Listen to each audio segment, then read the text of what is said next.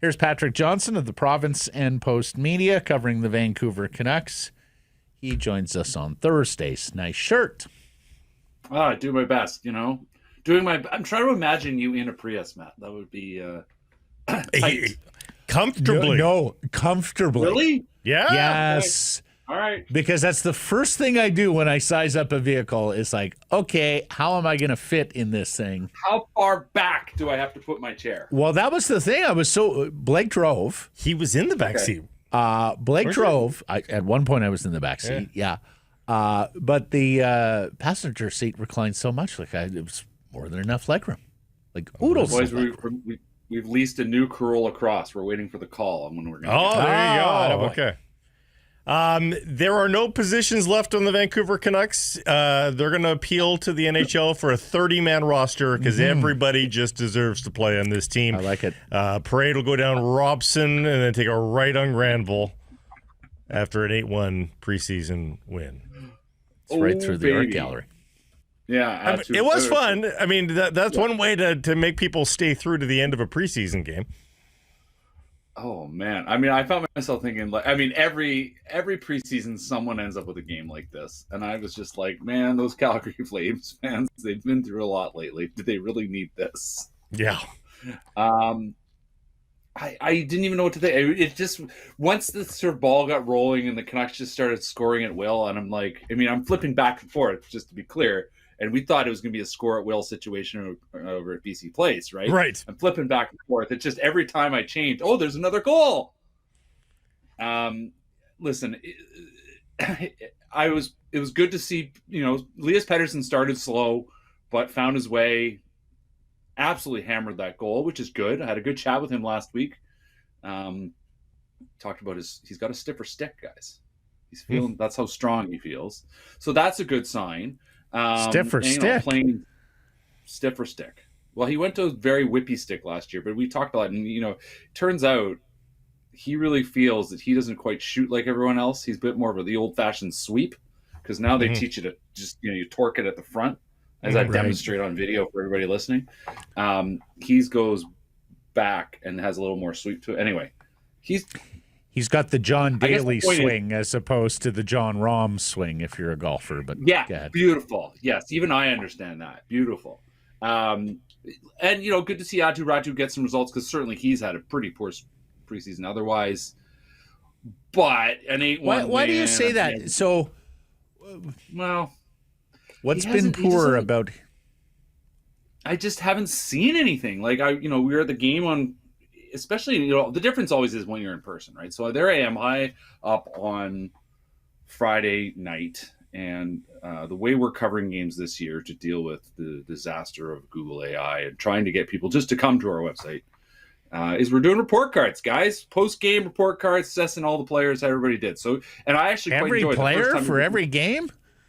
Baby, we're doing letter grades for every player of Matt. It's possible. Listen, it's possible. You just got to challenge yourself a little. And some nights, it's just a pass. They'll get a C+. They were there. They didn't do anything good or bad. And Ratu was kind of that. And that's fine. His 2 goals are nice. He scored 2 goals, and they're both been pretty good rips. I'm glad he got some goals because we finally get to talk about something. Because otherwise, it's been it was a little bit of the old Ferraro line. The moment they stop asking you to do more, they start asking you to do less. And the moment they start asking you to do less, that's the end. And Ratu hasn't reached that point because that line was about Jake Virtanen at one point. But it had been a very quiet preseason. Now, admittedly, a guy coming back from an injury that caused him a lot of problems, obviously in playoffs. But this is a guy they need. And so, like I said, it was good to have him as a talking point at all last night. And it was a pretty decent one, even though, like I said, the overall context of the game was kind of like, Okay, I want to go rapid fire round here. I am going to give you a name. Oh, so now you want his grades. You were maligning his grades, and now you want his grades. I'm not asking for his grades. Oh. I'm asking for his verdict. Okay. Yes or no. Final report card. On the opening night roster, if not lineup, talking roster here, 23, not 20. Real test here. Okay. We'll go name by name. I want a yes or no. And then I will come back with any follow-ups. Are you filling in the sheet for me, or do I have to do this as well to make sure I don't like? No, I've got the sheet. I've got the sheet. Okay. Linus Karlsson. Yes. Jonathan Lekkerimäki. Yes. Whoa. Braden Cootes. I really want to say yes, but now I know that means I got to cut somebody. But I think yes. Whoa. We'll come back. Vitaly Kravtsov. No. Max Sasson. No. Victor Mancini. He's still waivers eligible, right? Right. No. Yeah. He does not require waivers. He can go down with impunity. Exactly. That's the word I'm looking for. Thank you. Yes. Waivers exempt. Okay. Yes. Like, So you're no on him, okay? I'm a no just because they can beat him up and down. Pierre-Olivier Joseph. Yes. Tom Willander. Willander.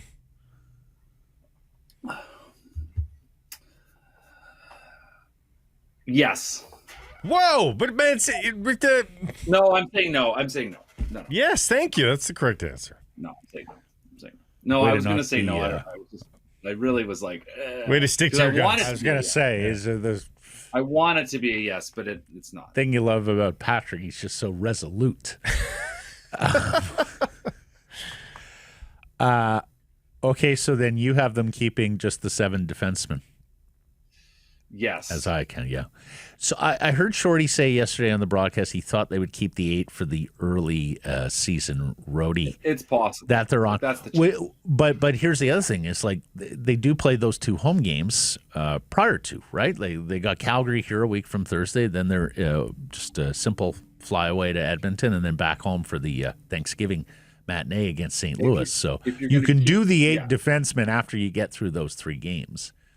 Well, that's it. If you're gonna if you're gonna have Cootes and Lekkerimäki to start, you can only have 7 defensemen. Like that's the thing. Mm-hmm. And I just think there's enough there. I'm not, like I've said, I think I've laid it out. I'm not convinced Cootes is here for the whole season, but I think there's enough there that they, he's a guy that you would like to have in the AHL, but you can't. So what's the next best thing? You have him practice with you for a while, get him in a couple of games, and then you send him home. Right. Matt, do you think? Let me just follow up here, Blake. Do you think they're going to put Höglander on LTIR and account for him that way, where you get the roster spot and the salary unless something has changed, right? Or just the regular IR where you have to account for him both salary and roster in that concoction? Yeah, if you leave him on regular IR. Yeah. So the thing is, if you go in LTI, you don't accrue cap space. Correct. Right? So, I mean, that is a question now that is certainly a different, because they are now using these new rules for the playoffs. I mean, it still lets you acquire guys later in the season. So I don't think there's any reason to think that teams will not carry on as they have, because it gives you more roster flexibility simply having more guys. And as has been laid out, having 2 well-paid goalies means you can put Nikita Tolopilo as your backup for a playoff game and save the money that you would be spending on Kevin Lankinen or whoever. But I'm more concerned about Monday's deadline and whether or not I understand. you can do something with Höglander to keep more of these young guys, as Blake was saying. I mean, they aren't 20-some really guys are. Okay. It's only roster numbers. So if you put Höglander on IR, you have his roster spot. That's all you need. Right? They're not running into the problem of years past. The Jim Benning problem is no longer there. Okay. We didn't ask you about Archie Baines, and I was. Oh my God, I forgot Archie. I heard Thomas Drance yes waxing poetic about him. That he's on the team. He's on the team. I mean, he's been fine, but I don't know that he's won the job, because he would have had to have come from the back of the pack, I think. I think it's more you look at the waivers thing is will drive most of this. Yeah. I like Archdeep. I think he's a fine enough fourth liner. I am not as high on him as Trance is. I will say that much. Yeah. So yes or no? Yes or no? Well, can I have him if I have a? Yeah, I believe you can. I believe you can. Because it wasn't even, yeah, like right. Because coming into the season, because that way you say, let's say we have, okay, let's say Drew O'Connor bumps up, and then your fourth line wingers are some combination of Linus Karlsson, Archdeep, Baines, Jonathan Lekkerimäki, with one of them and Cootes in reserve. There's your 14 forwards. You told me you're keeping Joseph as your seventh defenseman. So forward lineup. Yep. Yeah, exactly. Right. Wow. Sorry, I didn't bring up Baines because I figured he was ironclad. He was so ironclad in your mind. Like I am in a different reality, I think. Than I'm not ironclad on him. I'm not. I just think compared to the alternatives that he is more useful. I'm trying to be positive. That he has more of a spot than a Kravtsov. I just haven't seen it. I literally wrote on Friday. Well, certainly for that. Will we see Vitaly Kravtsov skate at Rogers Arena in a Canucks uniform ever again? Which perhaps was harsh, but I don't know that he was here at all. He was to blame for both goals on Friday night. Like he was just an absolute. If you go and look at the the animation, the goal animations they do, like the player tracking. Yeah. If you go and look at the second goal, like he is just like all the way in the wrong spot, and then and he's just spinning, and like it was just you didn't even need to. If you watched it live, it was atrocious, and just to watch the positioning part of it, it wasn't good. KHL stats just do not tell you the full picture, right? Because they just do not play defense in the KHL. Well, no, and in the end, it's a league that is not the best in the world. It's a step up from the Swedish league and a step up, I think, from the AHL. But like, look at the AHL and how loose that game is, right? Like, it's not that different from there, and it's wider ice, so you gain the zone every time. And he just, it's too bad. Nice kid. Like, you could see, when he was in other leagues, as we saw in the last 2 years in the KHL, you can see that this is a guy that has some skills, but it just doesn't translate to the toughest league in the world. At least has not yet. Mancini is a penalty killer. Is that what cinches the deal for you? He had Mancini off. I have Mancini off right now. Wow. Wild. Well, I mean, I'm just having him off, but that's so I can have Cootes and Lekkerimäki, right? Like, if one of those guys, and then obviously Lancey's on the roster, but like, is he playing guys? Is he playing over Elias Pettersson, Junior Pettersson? So D-Petey's on the team. Mancini is not. Is that correct? Yeah, I mean, I'm just going D-Petey. Like, I just like D-Petey more. I think he does more. Okay. I think he's a smarter player. Does this affect anything? Our friend Hart Levine at Puckpedia has sent me. The NHL recently provided teams with a clarification on the new no paper loans rule that requires a player sent down to play one AHL game before being recalled. The news is the rule is not in effect until October 10th. This means teams can send players down for the opening rosters and then call them up prior to October 10th, even if they have not yet played an AHL game. So you're still allowed to do your season opening LTIR setup. Yes. They continue. Puckpedia continues. The biggest impact is for teams that want to set their LTIR pool by being under the cap. They can now send players down, submit a roster, add a player to LTIR, and then immediately call the players up. Yeah, I mean, if the Canucks make a trade here, right? Like, I mean, it's not impossible. Like, certainly, like, they could add someone. Do you think the performance of the likes of Archdeep and Lekkerimäki and Cootes and others has dissuaded them from the like Nick Robertson, Jack Roslovic, Lucas Reichel tier of player here, either by trade or by signing? I mean, certainly having poked around a little bit. I mean, they're not saying no on anything. I don't get a sense of urgency to add any of those guys right now. I mean, Lucas Reichel, like, it's funny. I went and looked at it. Something like, it's really hard to judge a player if you go just look at the numbers on when they're on such a bad team. And so, I go and look. Oh, Lucas Reichel. Oh, wow, on ice shooting percentage is really low. He was the second lowest on ice shooting percentage of any regular forward on the Blackhawks last year, which meant the Blackhawks were a bit unlucky when he was in the ice. And then you turn around and you realize he had the highest on ice save percentage of any Chicago Blackhawks player regular last. So no goals were going in on one end when and he was on the ice on the other end, and then you're left with I don't know. He's performed well in the AHL. He's speedy. Like, they like speed, but they've already it's not clear to me that this is a guy that is something you move mountains for. He's worth taking a coin flip on, I guess. Mm-hmm. But yeah, I mean, I like Nick Robertson. I think Nick Robertson would make this team better. I think he's better than Archie Bains. Like, I like the player, but are they how aggressive? I mean, how aggressive they made a move every year in training camp, if I'm not mistaken, right? Or the very early start of the season. So I wouldn't be surprised to see them make a move. I just don't know. I don't know how. There's not the sort of obvious bits like we've heard in past seasons. Like, they needed Casey DeSmith, they needed to find a defenseman. So they went and got Riley Stillman, I think that was more about Jason I think that was more about Jason Dickinson, but yeah, sure. But I'm just saying, like, they also did need a guy, right? Like, there's not as desperate as sort of they need to find a seventh defenseman compared to what they already have. Within the confines of a cap problem. Like, they got rid of Tucker Pullman. Like getting rid of Tucker Pullman's contract last year kind of ended that whole era.